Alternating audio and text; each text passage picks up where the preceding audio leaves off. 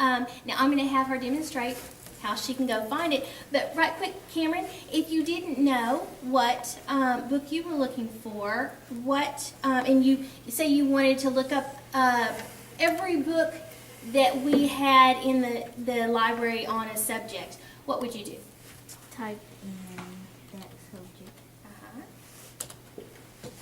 and scroll around in the books until you find one. Yeah, and it says we have 454 books on the subject of dogs. And she could scroll, she could spend time and just kind of look at the shelves. And if you click on a book, it'll tell you, well, it's in, and it'll give you a brief synopsis of it and tell you where to find it. Okay. Now, would you like her to go find the book, or would you like to see her demonstrate our ebook collection? Let's look at ebook. Okay, let's look at ebooks. Okay, I am so excited about the ebooks. Cameron is also one of my GT students, and I really let the GT kids try our ebooks out to see how they could use it and to kind of see all the different ways that maybe a teacher could use it in their classroom, and it really is going to be something I'm hoping that the teachers use and the kids use at home. Right now we have about 150, well, we're soon to have 150 titles on ebooks, and right now she's in Capstone. We have 50, I believe, in Capstone. And she's going to find, she goes to the shelf and she browses. She's looking for a fiction book. And these ebooks are multi-user, meaning that more than one student can use it at one time. And they can download on any kind of computer. Teacher can download it in their classroom so that they can use maybe a nonfiction and read it, use a whiteboard, I guess. I'm not really sure, or an Elmo. And project it to the classroom, and that's just an added resource that they can have. That's really exciting, because ebooks actually have lots of different pictures and added things that you wouldn't get in a print book. So she's decided she wants to read Jason Strange, and so she can play the book. That is really, really neat, by the way. We went and saw this over at Central ISD, and you'd be amazed. Oh, you want to, why don't you sit down?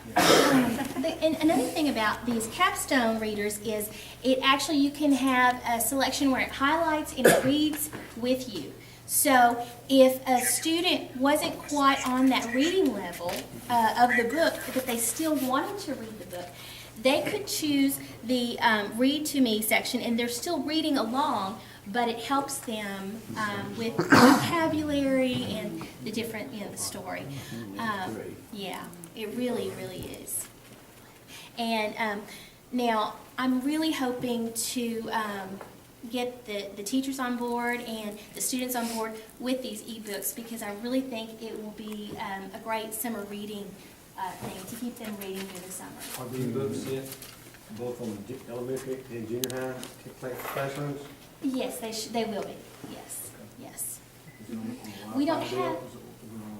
I don't know about the Wi-Fi. I don't know about that, but I know that the teachers can log in and download. You want to look at it on Wi-Fi? Yes, because it's. Yeah, I don't think they need Wi-Fi. This is completely wireless in here. This is all brand new. And Secured one. secured, but they can't drive outside and get on it. Yeah. But the teachers do have access to it. We don't, and we will be building, hopefully we'll be building more ebooks into our collection, because I definitely think that's a way of the future. But the print books, we definitely want, and we're so excited to have the new books. The print books, we've added roughly little over 2,000 so far, 2,000 books, and all have been processed, weeded, and put to work. And we've got a lot more to go, but they have made great strides there. I'm so excited because this last fall, the Bluebonnet Reading Club was a big hit at the elementary. And I had over 80 students participate. Cameron was one of our students that participated. And the grant was able to, with the grant, we were able to go ahead and get the new books for this next year so the kids can get a jump on reading those. And actually Cameron has already started and she's working on her second one. But the Bluebonnet books, if you're not familiar with those, are books that the state of Texas has said these are the best of the best. And a lot of times they get students and kids to vote on them to get the kids' opinion of it. So it's not just some, person that might not really know what the kids are into, but the kids are voting on it. And these are really high-level, quality stories and Cameron said she enjoyed the one that she just finished too. So. Let's talk about AR real quick there. Dr. Moore's looking at me. I got all this board over here. He's got all this stuff there. Ms. Williams, you want to do the presentation? Would you like to go have a seat, because I'm just going to talk to you. I have nothing to show you. Have this opportunity to show you what the IAL grant has provided for our children. As Jack said, I'm Tandy Williams. I was actually hired in November by the Innovative Approaches to Literacy grant. My job was to help implement the AR program, the Accelerated Reading Program for these students. When students participate in accelerated reading, it will show improvement in 3 areas: their reading skills, their comprehension skills, and their vocabulary skills. The accelerated reader determines each student's reading comprehension. They take a series of STAR tests, and it's S-T-A-R, not the A-A-R. The STAR test is usually given 3 times a year, once in the beginning of the school year, once in the winter, and once in the spring. These scores are collected by the Renaissance Place. The Renaissance Place will put it in their database, and they will take our scores and measure them against the scores across the nation. All students at this age, at this time, took this test, and it shows how we measured up. These same scores that we have when we test, they go into our own Renaissance database, and our teachers can go in and look at this database, and they can see how our children grow with their reading skills, their comprehension skills, and their vocabulary skills throughout the year. And if we continue this year after year, those scores are kept, and we can use those year after year to show where these children grew all the way up until high school. Let's see, what else? Once each student has taken the STAR reading test, the teacher will know that student's comprehension level and their reading range level. The reading range is in increments of 10 points, so it's like 2.3 to 3.3. We'll go through that reading range. We usually take our children from the lowest reading range. We will slowly build them up to the highest, so when a student comes in, after we have the STAR test, they find out what level they're on.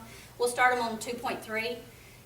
They'll come in, they'll check out a book in a 2.3, they'll read it, they'll test on it within a 24-hour period. If they pass that test, we move them to 2.4. They do the same thing. If they pass that test, we move them to 2.5. If they don't pass that test, we hold them there because it's a comprehension. We'll hold them there until they pass that level. There's a lot of praise, a lot of patting on the back, a lot of "you did it, I'm so proud of you," and they need that. They really need that to come back and keep doing it. And when they don't pass, we know, well, maybe it was that book. Let's find you another book. In the same level, there's so many books to look for. Thank you very much for that, too, all these new books. The lower level range, we have so many now that the children can look at, and sometimes it's not the right book for them. So we have so many books in their range that we can pick another one. As soon as they pass that test, we move them up to the next level. Our elementary students, 3rd through 5th grade, tested twice so far, once in December, once in February. There is a significant change in their reading levels from December to February, a growth, and we're very proud to see that. The children are excited about coming in. They're excited about AR. They're excited about the AR Points Club, which is 5, 10, 25, 50, 75, 100, and we've got kids already up to, I think, 3 points away from like the 50-point club, and that's really good because our little ones, each book is like half a point, so they have to read 2 books to get 1 point. The older kids can get higher points because of the point level, but the kids are excited about it. They're coming in, they want to get books in their level, they want to read, they want to be a part of the AR Point Club, and they want to read our new books. So I really do appreciate what you have done for us to allow us to get new books and to be a part of this grant is very touching to me. Thank you.